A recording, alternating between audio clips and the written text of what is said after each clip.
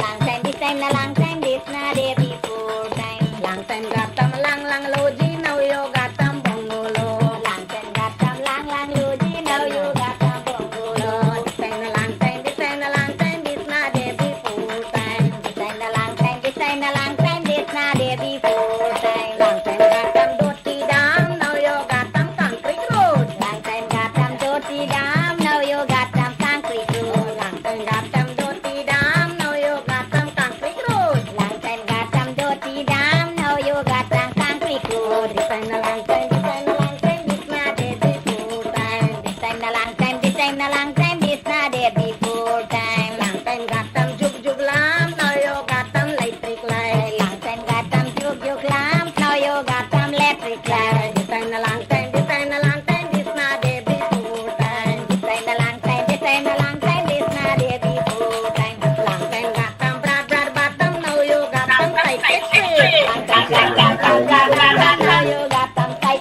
straight. Long time got them broad bottom, now you got them tight straight. Long time got them broad bottom, now you got them tight straight. This time a long time, this time a long time, this na day before time. This time a long time, this time a long time, this na day before time. Long time got them broad churia, now you got them bamboo jai. Long time got them broad churia, now you got them bamboo jai. Long time got them broad churia, now you got them bamboo jai. Long time got them broad churia, now you got them bamboo jai. This time a long time, this time a long time, this na day before time. This time a long time, this time a long time, this na day before time. Long time full bucket water, now you got them overhead. Long time full bucket water, now you got them overhead. Long time full bucket water, now you got them overhead. Long time full bucket water, now you got them overhead. This time a long time, this time a long time, this na day before time. This time a long time, this time a long time, this na day before time. This time a long time, this time a long time, this na day before time. This time a long time, this time a long time, this na day before time. Long time got them ulul man, now you got them yong bye. Hello, good evening, everyone. It's an honor and privilege to have you once again. 107.1 FM. Firstly, I must apologize for not being here last week due to some parliamentary activities prevented me from having the program last week. So I am Dinesh Jaiprashad, and I am very, very happy to be here once again with you guys. I know that for the next hour, we will be sharing a lot of information that will make you able to understand what really is happening in Guyana as it relates to politics, as it relates to COVID, as it relates to flood, and most importantly, as it relates to the victimization and the trampling upon human rights in this very beautiful country of ours. We have a lot of information in store for tonight. Just imagine Barbician protesting, individuals who work on the flood, who help to irrigate water, drain water out of the system, were not being paid, and they had to protest. So many things happening in Region 6, in Berbice, in Guyana, that tonight's program will be able to share with you, so that be it in Georgetown, Essequibo, Demerara, Berbice, the Caribbean, UK, USA, Canada, wherever you are, and you are tuning in to 107.1, I know that tonight's program will be very, very beneficial to you. And I must say special thanks to Mark Benchop for allowing and affording me the opportunity every Tuesday night at 8, so that Guyanese, our brothers and sisters around the Caribbean, around the world, the diaspora can be able to follow and be in tune as to what really is happening with us in Guyana. As you have observed, I have on my glasses tonight. This is because we had a long session at Parliament from 10 yesterday until 4:30 this morning. So it was steam. It was steam, and more steam. The government side didn't prepare for the many dialogues that were coming through from the opposition. And we know that the opposition dealt some serious blows on all the bills that were debated. Joining me at the moment is Honorable Member Ronald Cox, MP, a vibrant young man who has been serving the Cooperative Republic as a patriotic son and more so a very, very vibrant politician. Welcome to you, sir. Thank you, Dinesh. And also, also joining us tonight is a wonderful young lady whom all of us have known. She has spent her entire life educating young people, children from all walks of life, color, creed, class, and she's very much into community work and grassroots work, and more so representing our women folks and the APNU AFC in Parliament, Honorable Maureen Philadelphia. So tonight program is indeed a special one, and I know my brother Sharon Holder, MP from Region Number Two, will be coming on shortly. So we will be able to give some information as to what really is happening in Guyana as it relates to the COVID. So I'm happy that Ronald Cox is here. He will be giving us some information as to what really is happening in Region 1. Honorable Maureen Philadelphia, what is happening in the East Coast, Georgetown. I will give some information on Region 6, and we take it from there. So, colleagues, it's a pleasure to have you. It's now open if you want to give a few opening remarks, and we take it from there. So, anyone? Ronald. Go, Ronald. All right, thank you. Thank you, Dinesh War. Good evening to you. Good evening to all your viewers online in Guyana and also in the diaspora. Good evening to Honorable Maureen Philadelphia. And I trust that tonight's discussion will be a very fruitful one. I first of all want to congratulate you, Dinesh, for your program. Linking with Mr. Benchcock and having your own program here is an initiative that MPs should engage in, where you can discuss issues affecting Guyanese and bring it to the public. And so I must say congratulations to you. And thank you. This evening, we will be discussing, well, I know that you will have some specific topics to be discussed. And so those are pertinent issues which affects Guyanese. And I trust that whatever we discuss here will be fruitful in the sense that Guyanese understand what we're going through. And we can together make recommendations for better in moving forward. I want Guyanese to understand that power is in the hands of the people, and so we do not necessarily have to rely on what government dictates to us. And so that is a very important message that I want all Guyanese to be aware of. Thank you. Thank you very much. Thank you very much, Honorable Ronald Cox. Indeed, that's a very important piece of information.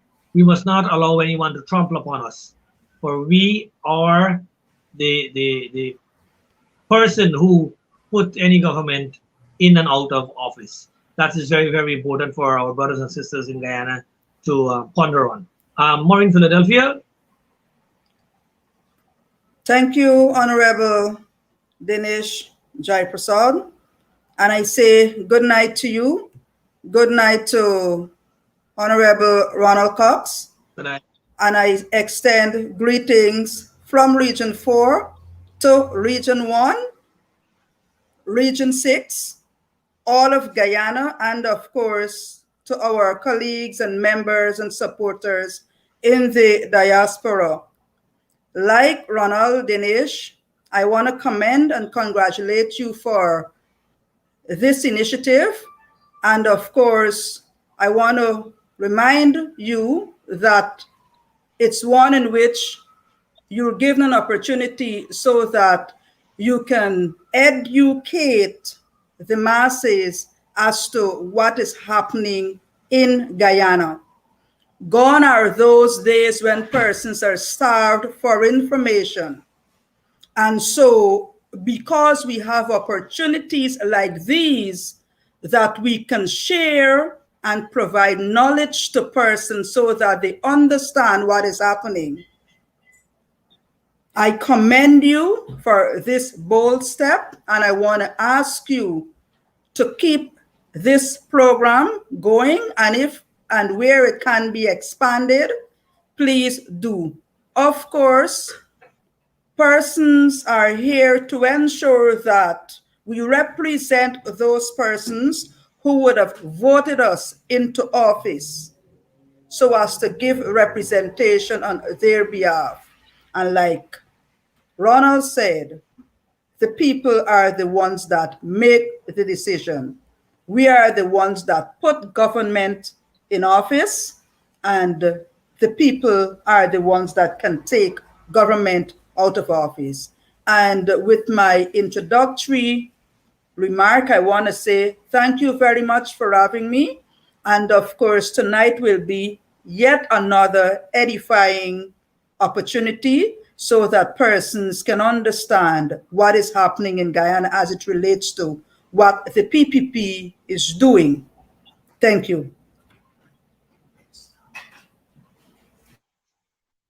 Thank you very much. Thank you very much, Honorable Maureen Philadelphia. And I must say that with this introductory remarks, for the next 40 minutes or so, we will be on track. I must say that today is a good day for Ronald. Ronald, I must say congratulations to you, my brother, because my good friend Mark Benchop is affording you every Monday to have your program. So you see, God is good to us. God is so good to us. That is why things happening. Viewers, I must say when I indicated to Ronald today that I would like to have him on the program, he was not feeling so well. I said to him, take a little rest, relax. Probably the tax from the parliament, the 24 hours of being awake, you know. So indeed, he took a 5, and here he is with us. And I must say that you are given an opportunity now to expose and educate the population, expose what is happening, the wrong things that this administration is doing, and educate the population so that we will take them out of office next election. So probably Ronald, you got to give me a percentage of the you know. So comrades, I must say that we will engage a few minutes of discussion on COVID-19, and we want to take it as to what really is happening in Region 1 as it relates to COVID-19, and the numbers, if it is increasing, vaccination, and most importantly, this mandatory this gazette that came out with a mandatory vaccine. No consultation was done, no prior work, no education, no warning. Just came August 1st and said, bam, everybody must. So, Ronald, what is your take on this in Region 1? What is the reaction of the people in Region 1? Hi, Dinesh. So we all know that the COVID vaccination, well, in general, the COVID-19 pandemic is of great concern to all of us. And first of all, I want to say that Region 1 had a very good reaction to the vaccination rollout initially. And so Region 1 was the region with the highest vaccination rate That is because all of us work in Region 1 to ensure that we educate our people and give them the information that is needed. It is quite disappointing, though, that over the last month or two, we had developments where the vaccination process is halted. In one, there isn't the availability of the second dose, especially for the Sputnik V vaccines. And so persons who had their first dose, every day they keep asking me, when will we be getting the second dose? When? And they asked me because initially I was part of the vaccination program in Region 1. I actually work with the teams going out into communities and actually getting people vaccinated. And so that's why they keep asking me. I unfortunately I cannot give a definite answer because we ourselves in Parliament have been asking the government the same question. And so far, it is not clear. The government has not provided a clear answer to say when will these second doses be available. We learned that they are coming in small packages, and so you might have a few came, they finish, and then it's gone again. So persons are still on the waiting list. Region 1 doesn't have a number of active COVID-19 cases to cause any level of concern. The area which is mostly affected in Region 1 is Maruka District. I guess it's because Maruka is located more closely to Charity, which is connected closely to the coastline. And so you have a large number of persons traversing that area. So Maruka had a number of cases. The village council there had implemented a 6 p.m. curfew. And I want to commend them for that. They take their decisions at their council level in the best interest of the local residents. And so while the government has implemented a 10 p.m. curfew, the village council says we are implementing a 6 p.m. curfew. And those kinds of actions are actually bearing fruits in the sense that they are keeping things under control. So that is in Region 1 for the vaccination and the pandemic itself. I know there are maybe a few cases, but nothing to be of any great concern. The thing though is, as it relates to this mandating of persons to get vaccinated, like I said earlier, we work in educating the people, going out there, providing the information, and so persons have themselves begin to become confident in the process. And so they themselves have So, decided, Ronald, yes. I want to chip in here. So, in terms of this mandatory vaccine story, are they debarring people from accessing services at the regional administration, health, and so forth? Well, I'm getting there. I'm getting there. So I'm saying that the the response was initially a nice response, but after the last few months, a number of issues have arisen, and so we have now the government instituting what we call a mandatory vaccination drive.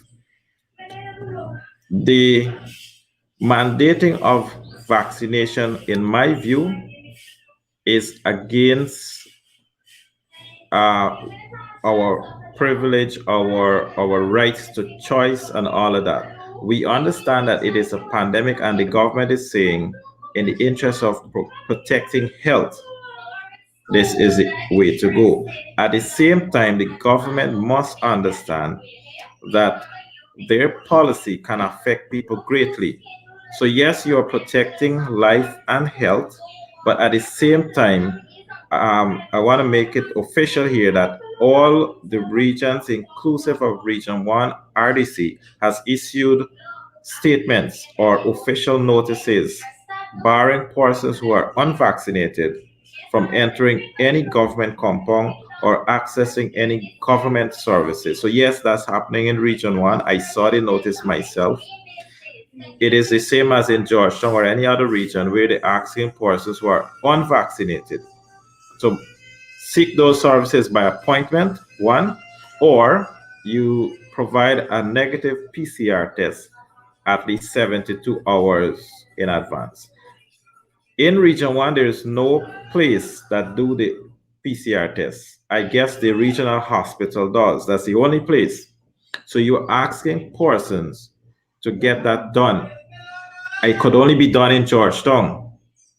How feasible, how practical is this? So I want to refer here to a post I saw from the honorable member, Mr. Lennox Schumann.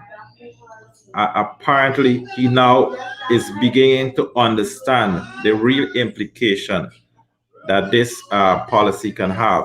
So he said that the Amerindian people, especially those that live in the hinterland communities, you have to travel a far distance to access a government service. I guess some government official is not aware, but you have to travel far distances, then to come there, and it's expensive. Now to be told you cannot access the service because you're unvaccinated, you have to go down the road of getting vaccinated or providing that PCR test. It is not practical. It doesn't make much sense to hinterland communities where the already marginalized indigenous people live. And so what I'm saying here is proper system, proper policies must be put in place. If you want to achieve herd immunity and your thinking is mandating vaccination, but then you have to look at the implication of a program or of a policy decision. And for me, although you might say it's good when I say you, I talk about the government, I'm saying it has more negative effect on the daily lives of indigenous communities. So you are already compounding their hardship. And that is what we cannot say okay to. It's tough. Exactly. That is what we want to send home. Ronald, that is what we want to send home. We are already in a pandemic. We have a situation where people are many out of jobs, and now you are compounding the situation with putting this mandatory vaccine. People need to go and acquire these services. Uh, they must go to the regional administration. They must go to education. They must go to health. They must go to public places to acquire services. That is why they are paying taxes. And this is what Guyanese need to understand. We are paying taxes in this country, and we need to acquire the services that are being given to us. And now, without consultation, you are putting the people's lives in additional stress, additional tension by saying to them, you must have this vaccine. And thank you very much, Mr. Ronald Cox, for those very important information. Miss Maureen, Philadelphia, Honorable Maureen, Philadelphia, how it is going in the East Coast in Georgetown? Well, what I do say to you, what is happening in Region 4 is the same thing happening in all the regions. And so one need to understand that what affects one directly affects all indirectly. And so a couple of things we need to look at here. The imposition of the COVID vaccine is one. The economic hardship that brought to bear with the mandatory and the installed PPP saying, if you don't have a card to produce, which will say to us that you would have received your vaccines, you must take and produce a negative PCR test. And so there are a couple of things that one need to understand as we look at this. Salaries have not been increased in 2 years, and a PCR test is $25,000. Most persons' salaries are just about $60,000, $65,000 monthly. And when you're saying to me that every week you must produce a PCR test, it is saying to me that, look, because your salary is this small and you have so much to take care of, to cushion the economic hardship that will brought to bear as a result of, you must go take the COVID vaccines. And so the installer has not taken time out to understand choices. As a citizen, you have choices. While I understand that Region 4 has the highest COVID number, the highest death to COVID, we also know that it's a double standard arrangement with the installed government, the installed PPP, because they're saying to one set, this is what has to be done in terms of the COVID regulation. But then there is another set that is allowed to do as they wish. And so I can recall a situation that had a lot of persons asking questions. A few mornings ago, we had a murder at Palm Court. And when you look at the time of that execution, it was beyond the curfew time. And so one would want to ask the question, how is it that that restaurant was still opened at that time so that one of its person that would have visited for recreation purpose, etc., would have lost life? Then we have cases like Church Street, the famous building on Church Street.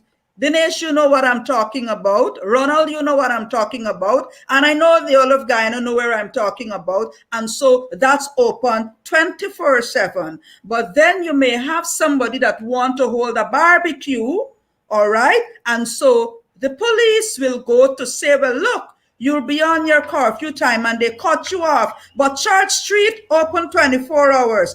And so while we are saying to persons, in order to ensure that our own safety, you must take the vaccine. We encourage persons to take the vaccine.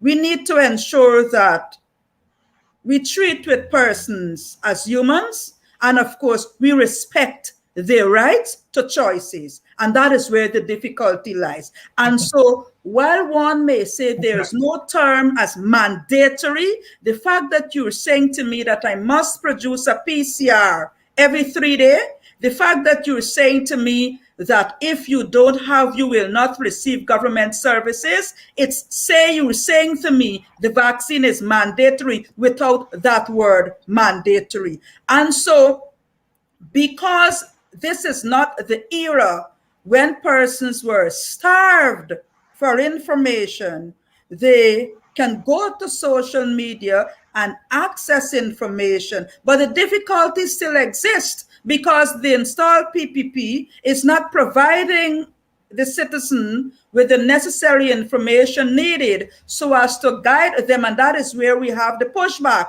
in terms of taking the vaccines. And then we all know the Sputnik V is questionable. And that's the vaccine that we have, and they're giving to persons. We have a lot of persons in Region 4 who would have taken their first dose. But because of the shortage of vaccines thereof, they're still awaiting their second dose way beyond the prescribed time. And so we're in a crisis, Dinesh. We're in a crisis as a people.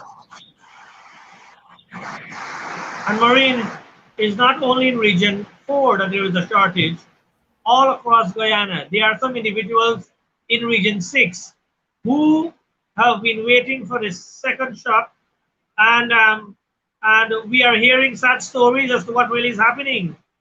I went Saturday to meet some individuals, and one person was complaining that there is something happening in the health facilities, and I want the Honorable to look into this. Why is it that you must call special people and give them the vaccine? Let us work with a date. And if Dinesh has to collect the vaccine on August 10th, and if the vaccine is there for him August 10th, give him his vaccine. Don't give Maureen whose date will be next week. You know, and a lot of things happening. We need the Honorable to check that out, because we know that making vaccine mandatory is causing additional stress to the life of people. We are promoting vaccine. The APNU AFC have been promoting vaccine since vaccine came. What we are saying is to come clean with the deal, come clean with the Sputnik deal. Let the people know what really is happening with the Sputnik vaccine, you know, and once that is clear up, then we are good to go. We know that in many instances, vaccine help the individual to be on the safe side. There are individuals who have their religious views and cultural views and so forth, but we are saying that it is not the duty of the government to say to us in an ad hoc manner to say you must have your vaccine before you receive services. We were told, comrades, that the driver and a relative of a deceased brought the dead body from Linden to Georgetown, and were told that because the driver and the relative of the dead had no vaccine card, they had to return with the dead to Linden. This is nonsense. What is happening with our service delivery in this country? Why is it that people, you know, are being debarred? I must say, why the banks are not clamping down? The banks are allowing people to go and do business because business is important. The banks are not saying to the customers, you must bring your vaccine card, you know, and show it to us. They have systems in place whereby you have a distance and you're within the 3 feet or 6 feet range. Why can't we put these systems in place in the public spaces so that our people can go and acquire the services that they so require? As it relates to the PCR, I'm saying that this is a smart move to drain the pay packet of the poor people. We know the poor people are already having a little piece in terms of their salary or wages, and to pay $8,000, $10,000, $12,000 every week for a PCR test, it is basically putting the man in poverty. You are spending the money on the test that you are supposed to spend on your children, on your mortgage, on your bills. So this government is compounding the situation, making the poor poorer and causing more hardship on the lives of our Guyanese brothers and sisters. We know that we have had a situation in Berbice, Region 6, where some brothers came out on the public road and they were protesting. They were protesting because they work during the flood situation. During the flood crisis, these individuals came out with a tractor, an irrigator, and were contracted via word of mouth or written. And they were asked to work to assist in the drainage of the excess water. And they are being told that they don't have money to pay them. So these individuals went on the public road to the Albion and other parts in the quarantine to express their frustration and their delay in payments and so forth. And we know that these individuals have supported the PPP, and it is a year now, and PPP supporters are protesting against PPP administration. This is to say that how um, this administration is reacting to poor people. They have given their services, their machinery were used, pay the people the money, pay the people the money. I don't know what has been the flood situation in Region 1 or in Region 4, but if you have any similar experience as it relates to people people work and not receiving their payments, you can share that. Anyone? Maureen or Ronald? Well, Dinesh, I know the flood crisis has affected all regions across Guyana. Um, but I like to believe that a few communities in Region 1, though were seriously affected, it was not as impactful as in terms of negative impacts as I saw in Region 7 and 10, Kukwani, for Yeah. example. So the few communities which were affected, um, they had floods for a few days, maybe a week or so, and everything lost. The farmers lost everything, and then the water receded, and that's it. So they're now back rebuilding. But I can't recall of any situation where persons work So, and so Ronald, yes. in terms of doing any survey, giving people a compensation, any relief or whatever, have you started that in Region 1? Have they compensated people for livestock or cash crop or so? Well, um, I know of some situations where hampers were distributed to families affected. That's all I know of. I cannot recall of any communities receiving, for example, cash initiative or cash grants, which will help them to rebuild or to start back their project in terms of farming and so on.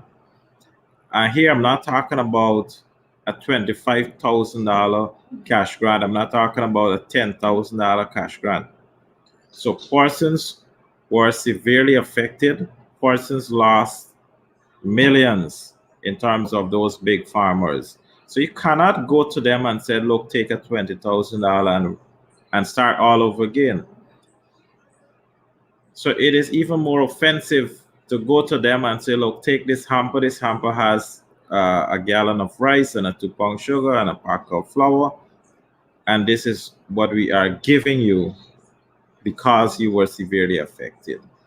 Persons call me directly to complain that they have lost millions, like acres of ginger. And we know the price of ginger in Georgetown, and we know what ginger is. And they call to complain that the government gave them a $5,000 hamper with a few food items inside.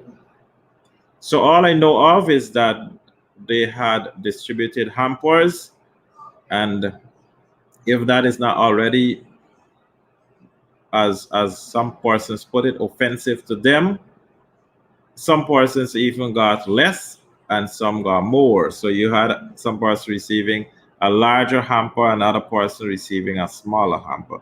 So in the distribution exercise itself, there is the issue of discrimination. And so I know persons were not contracted or anything to work, but in terms of what Dinesh is saying, with a person not being paid in the COVID pandemic, persons were taken on since 2020 to work. And as late as December last year, some of them were calling to say they were not paid. Even up to February, they were not paid.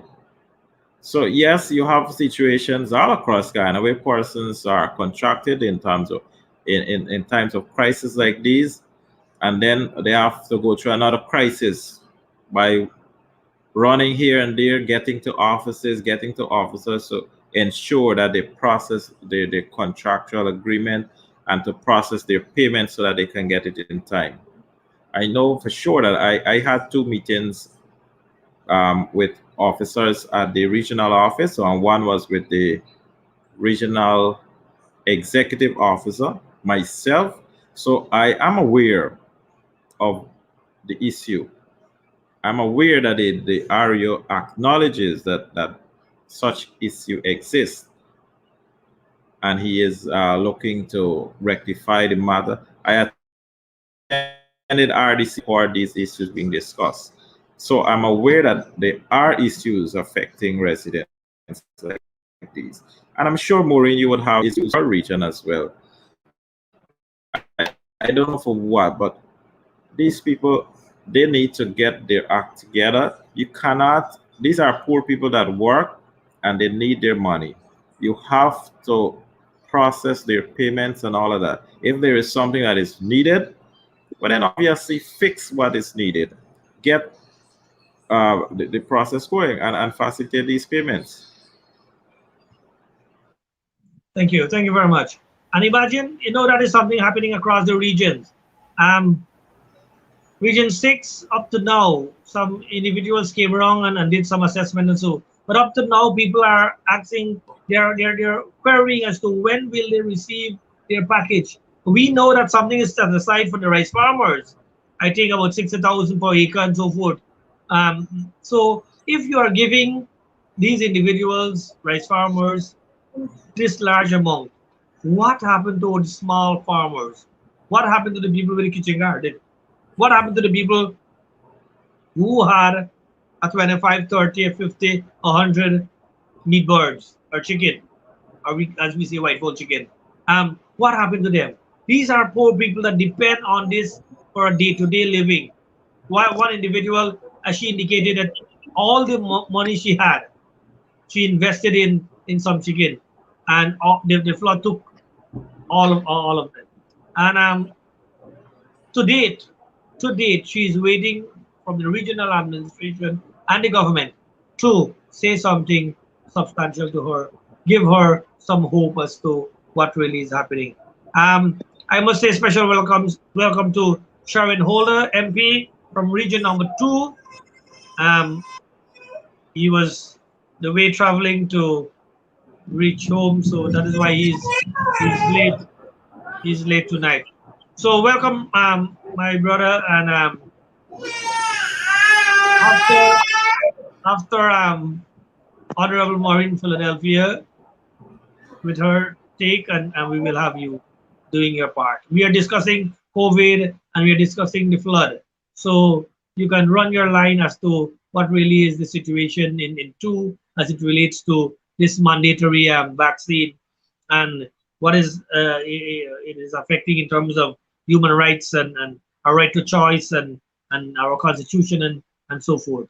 So, Ms. Maureen, anything on the flood, basically? Region 4 has not been affected severely by flooding.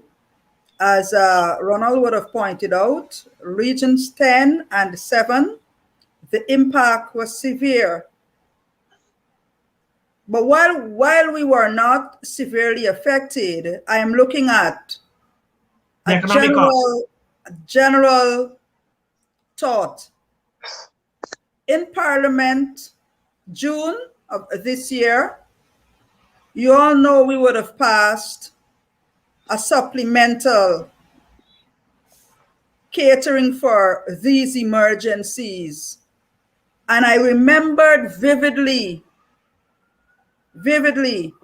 while we were examining the estimates and questions were asked specifically to the Prime Minister, as to what yardstick and or mechanism do you have or you would have put in place to say that, look, region number 1 will receive this amount of cash because we are catering for this number of citizens.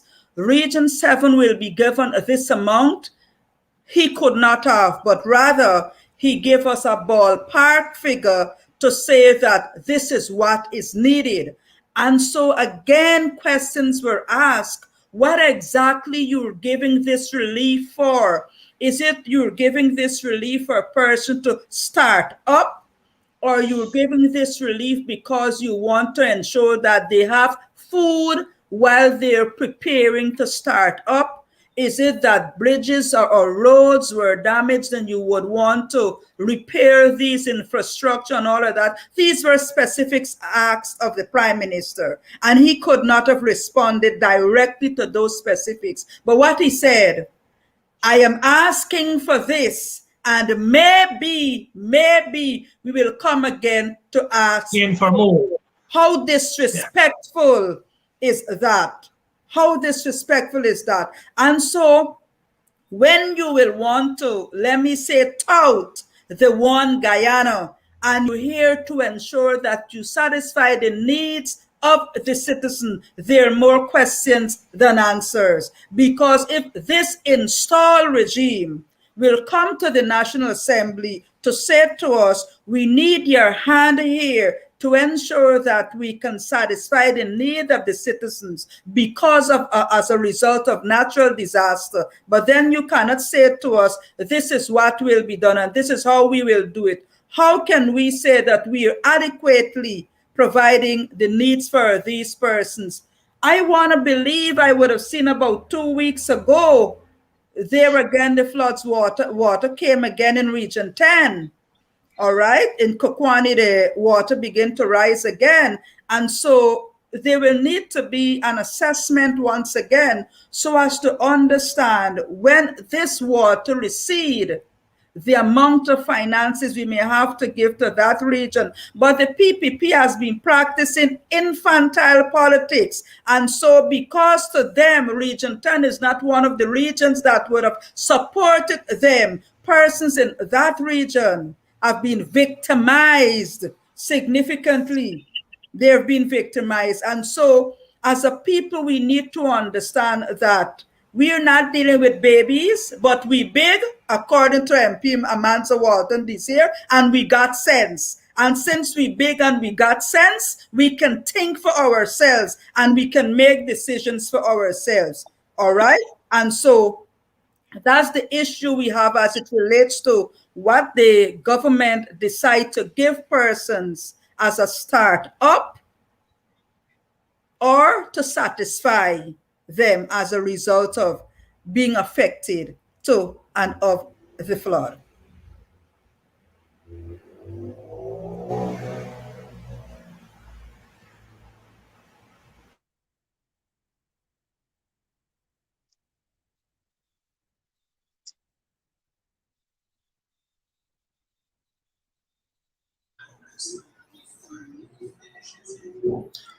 I guess we lost Dinesh for a few minutes there. Sherwin can go ahead and offer his comments on the same topic. Yeah, all right. Good night, colleagues. I was just about to begin because I recognize that we lost Dinesh there. My take on the whole flood situation, and I've made a lot of comments on it. It's been quite a while since these floods, and what I would say, what I would add to Maureen's comment is that the PPP government seems more reactive. They seem more reactive. They're not providing leadership. They're not prepared to govern this country in a way that the citizens would expect. It was after the APNU AFC opposition coalition brought tremendous pressure upon them, You would recall that the entire coalition went into the Pomeroon, or most of coalition MPs went into the Pomeroon and assisted there after we heard the cries of the people there and no reaction from the government. The government was caught with their pants down. They were not prepared. And even now, they are still not prepared to do to take the necessary actions to bring relief to the people. Now I heard Ronald talk about the distribution of hampers, and you will recall that a coalition again said to the government that, look, hampers is okay. What was not okay is the discriminatory manner in which they distributed those hampers. But hampers are okay. But we have to move to the next level. We have to move to the next level. Hampers is just a temporary thing to ensure that food is on the table temporarily. As the government would have admitted, one hamper would last a family of three for about 2 weeks. That's what they said in the parliament. So we understand the fact that hampers can do it. It is only a temporary measure. And so the APNU AFC called for a more robust plan. Initially, well, not initially, but at some point, we even attempted to table a motion in the parliament, but they said that while it was important, it was not urgent. And so they cast it aside. And this is the trend that we see coming from this administration. And as Maureen rightfully pointed out, there is no real plan. All they did was come up with a figure. Since the opposition placed a lot of pressure on them, they said, look, we have $10 billion. But up until now, persons have not received a cent. As far as we know, persons have not received a cent. And therefore, we must question, what is the motive behind this? What is the reason? Because the parliament together, government and opposition, passed these monies to bring relief for these people. And so I heard Dinesh talk about the protest action whereby persons aided with providing some level of flood relief. And the fact that they are protesting means that someone in the government authorized them to use their equipment, authorized them to use their own gas and spend their own money and time. And so now they should be paid for it. And so they have a right to protest. So we see clearly where this is going. And I would really want to question the motive. Why is it that after so many weeks that we pass these monies in the parliament, why is it that they cannot reach the disbursement stage? You know, you know what I think? I think they were bluffing in the parliament. They had no plan. They didn't start anything. And now they're actually buckling up to do certain things. And on the other hand, also, I believe that persons are looking to see how they can siphon off some of this money. So the certain arrangements and certain agreements have to be made. And until those agreements and arrangements are made, they wouldn't release the money. So that hence the hesitation. So that is my take on the current flood situation. But I know I am a bit late, and I came in the middle of the COVID vaccine, mandatory vaccine discussion. And you know, I will make a little take, and then I'll yield to the others. Look, again, the APNU AFC coalition is providing leadership. We are proving to the nation that we are the alternative government and we are a better option than the PPP. Last night, we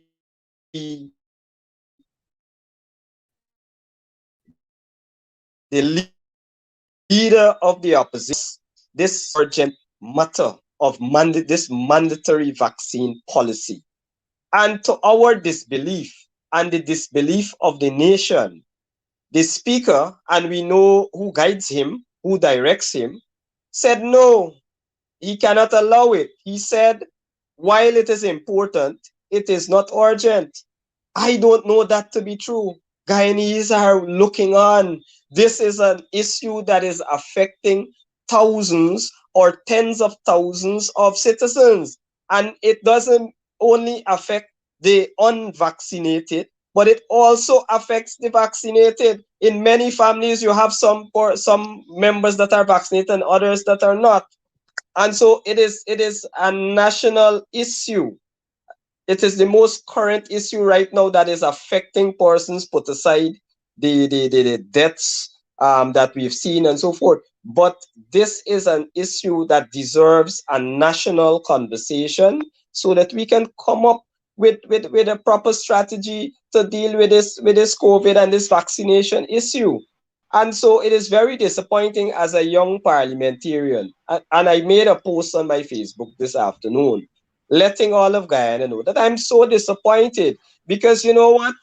The the mandatory vaccine motion was not considered urgent and important, but a motion to discuss the death of Dr. Walter Rodney took precedence. Dr. Rodney, no disrespect to the family and followers and supporters of Dr. Rodney.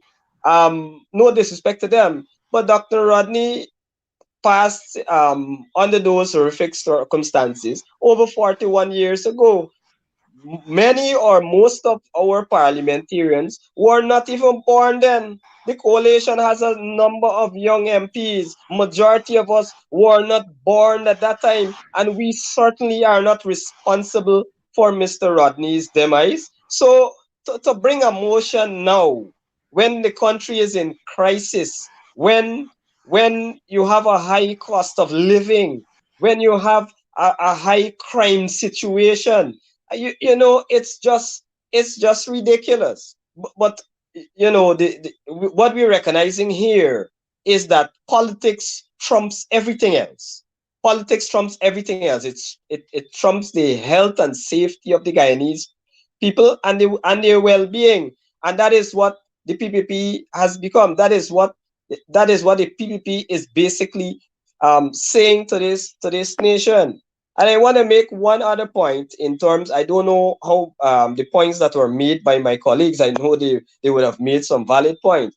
But my first thought about this COVID, handling of COVID, and especially with respect to the vaccines and the entire COVID, the first thing any government must do is that they must lead by example. They must lead by example. If you want the Guyanese public to follow certain rules and regulations, then your own minister, your own government must abide by those regulations. You cannot go about having these big fanfare distributions and you see, and then again we get to the same point. They put politics over the safety and well-being of people, and they're not leading by example. They have their friends. I heard Maureen mention it. These big business places that are their friends, they don't follow any COVID rules. And it's not only the opposition saying so, persons within the PPP said so. You had a letter written to the president coming from one of these big, I think either the Georgetown Chambers or the private sector commission head. One of them actually wrote the installed president telling him this. So this is not something that the coalition is making up, Dinesh. Exactly.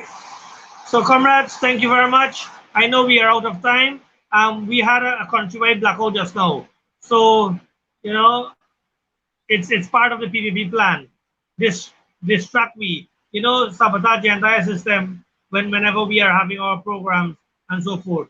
But thank you very much, Ronald Cox, Honorable Maureen Philadelphia, Kerwin Holder. It has been a wonderful program this evening, and I know that we have given our people justly. I must say, next week, Monday, will be Ronald Cox on his program. We will talk more about that in terms of the timing, so we can be able to start you off here, sir. 107.1 FM, thanks to Mark Benchop for affording us. Stay tuned for Straight Up with Mark Benchop. Thank you very much. Good night, guys. you. Good night. Good night. Good night. It's been a long time, this been a long time, this not day before time.